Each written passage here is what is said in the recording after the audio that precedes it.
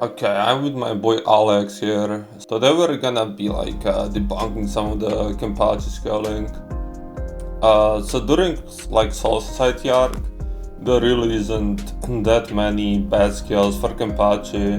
First off, Kenpachi title for Zaraki during Soul Society arc cannot be used as a title as it was not properly passed down by Unohana to him.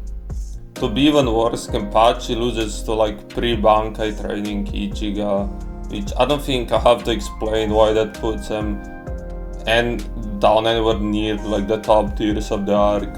And for Squad 11 priding themselves to be the strongest, which could be just talking about generally having the strongest members on average, which is more consistent as it's more a battle squad compared to example Squad 4 who is a healing squad. Yeah, so the first thing people use is like from Sakui, where Eisen basically implies that I'll quote him.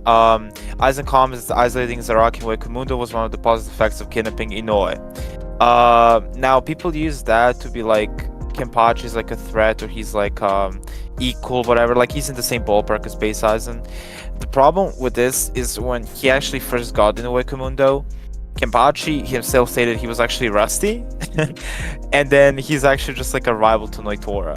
So unless you want to argue Noitora or whatever, like some wanky stuff, that doesn't follow because the Espada are just below. They're just below Isen. If you want to claim, oh, it's about Yami fight Kenpachi, well, Yami is still below Isen, and like he scales to someone like Byakuya. Byakuya is like able to show like relative feats to Kenpachi, and we know that no Shinigami at that point even gets close to Yamamoto, who just blatantly has statements of being the strongest, of the strongest Shinigami, the strongest all four arts.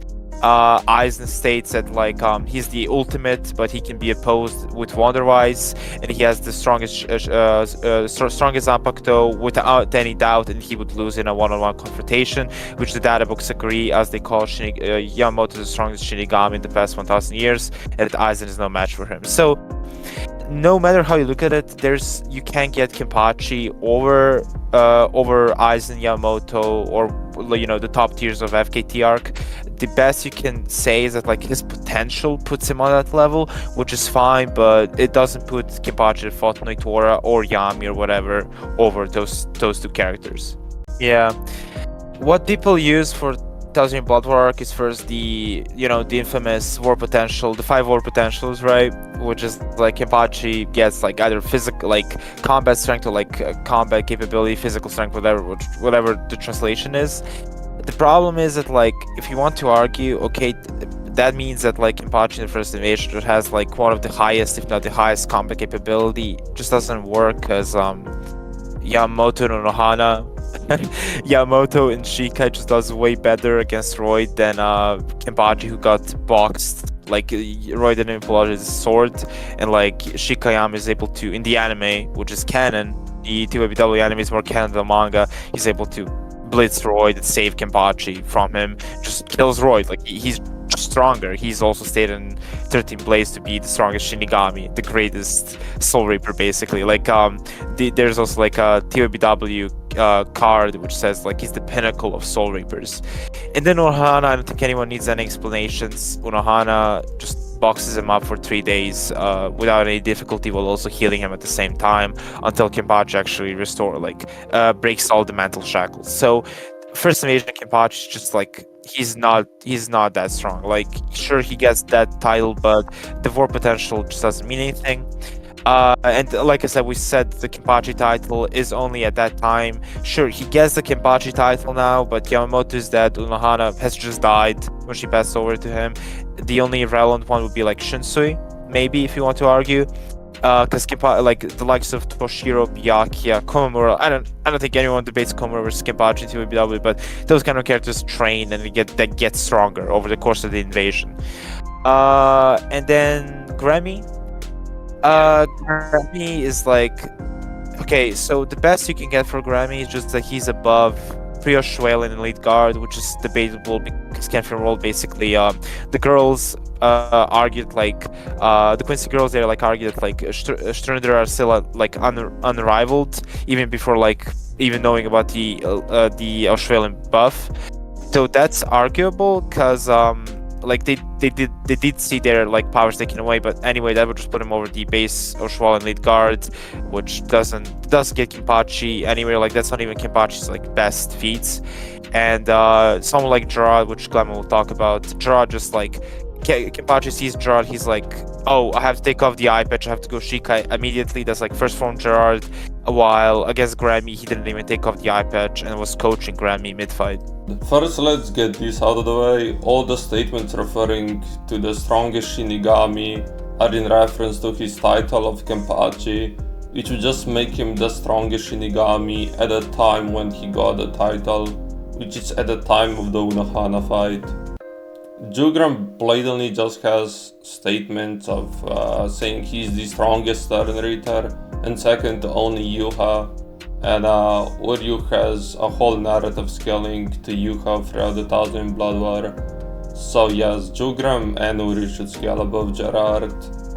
Byakuya and Toshra are literally relative to Gerard, who's stronger than Zaraki during Thousand Blood War, and stronger versions of them scale below Shika Yamamoto in Kenpachi World. Yeah, so this is like where the Kenpachi like wank is like at its peak pretty much. First of all, like the strongest Shinigami statement that we get like from the kind of like entrance profiles kind of that we get from Kenpachi World. The reason that would be wrong to just like include all of the Shinigamis that like exist, and why it would just be more so it's implied to be more so towards the Gote, which both Kam and I agree Kenpachi is the strongest captain in Kenpachi World.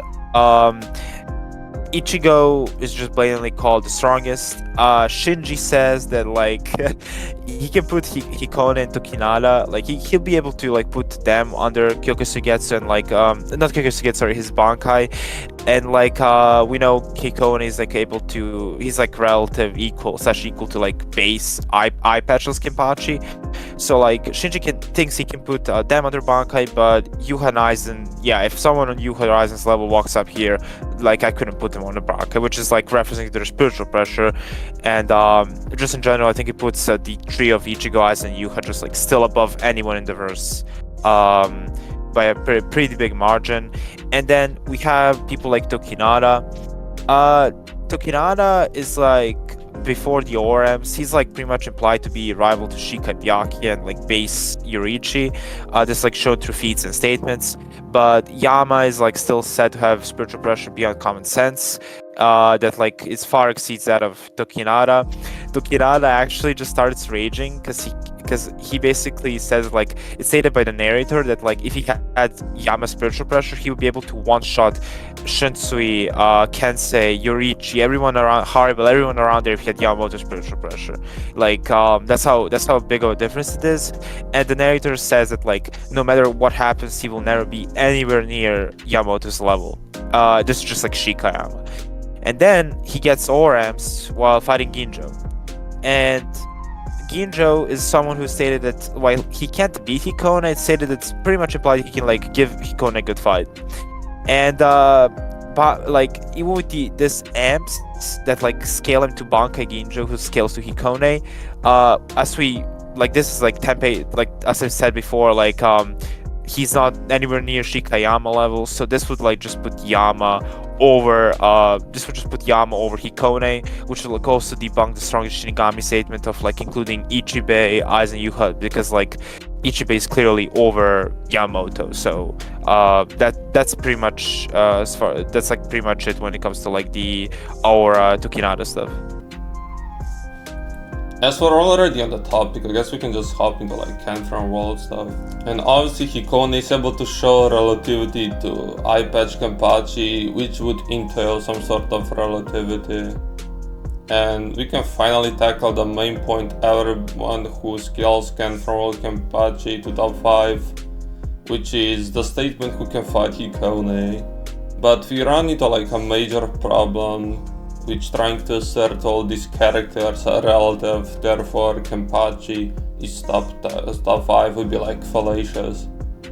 We already know Ichigo's way stronger than the rest of the characters listed here, and to make things worse, Ginjo can put up a good fight against Hikone, and Isen, while being sealed and nerved by the chair, can beat Hikone, so it doesn't really work. And for the last, the Ichibei meta. So the argument would usually be something along the lines of Ikukidome enact Ichibei's ink and Kenpachi beat Ikukidome, so he's stronger than Ichibei. First off, we know Soul Reaper abilities age, so it would also apply to Ichibei's ink. Second, Soul King fragments might have some power nullification properties, as we see with like Mimihage. And third, it was way weaker. The Ichibei that like blacked out Ikukidome's name was way weaker back in the day. When it was like around the time when Yamamoto didn't even have his Zanpakuto. And we know Ichibei gets stronger by just living in the Soul King Palace, like bathing in Kirinji's bath and eating Kiryo's food, living in highly concentrated Reishi zone, and possibly even getting amped more by Oken, or perhaps even training.